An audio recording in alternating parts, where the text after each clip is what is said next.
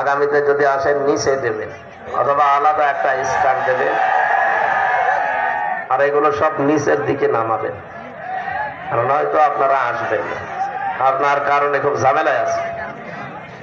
আমি ওদেরকে দেখতে পারি না, ওরাও দেখতে পারে না, শেষে চিল্লা পাল্লা হয়। এই যে এতক্ষণ কোরআনের তেলাওয়াত চলছে আর এরা চিল্লাচ্ছে।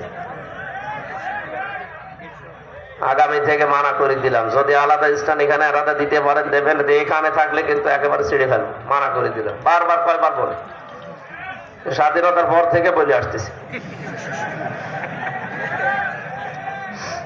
আশা করছি কথা রাখবেন, যদি না রাখেন আপনাদের ক্ষতি হবে।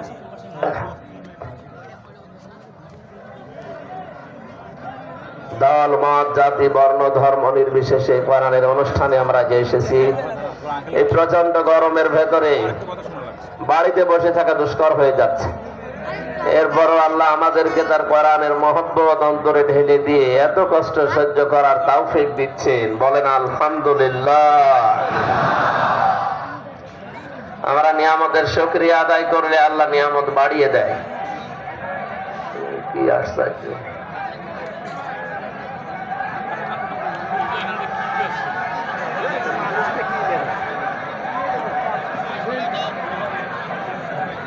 এখন চিল্লা পাল্লা করেন, ওই লোকটারে ডাক দেন তো, ওই ওনারে ডাক দেন, ওই মুরব্বীরে ডাক দেন, ওই যে দাঁড়িয়েছিল ওনারে ডাক দেন।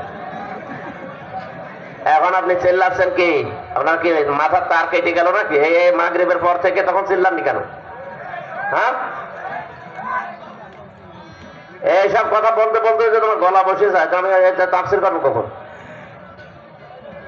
কে ঠিক করবে এখন? এখন তো ডিস্টার্ব হবে। কে ঠিক করবে এখন? আসরের পরে যখন বেজেছে তখন বলতে পারেননি নিচে দেন। আরে মাহফিল নিয়েছে কারা? কারা কমিটিতে কারা আছে? এই সারাদিন দেখেননি? এখন রাত বাজে 10:30, এখন আপনি আসতেছে। আরে এখানে এরা দাঁড়িয়ে কেন? কোন কারণে দাঁড়িয়ে আছে? দেখতে চায়।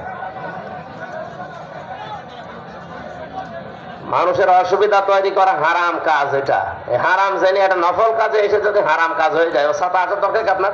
বাড়ি চলে যান।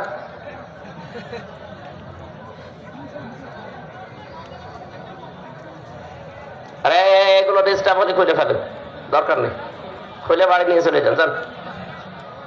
শুধু এই মাইক ছাড়া আর কারো মাইক দেবেন না।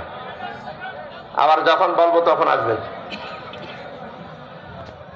প্রতিদিন এই এক কথা বলতে বলতে আমার গলা ভেঙে যাচ্ছে। প্রত্যেক জায়গায় একই কমপ্লেন, দেখতে পায় না।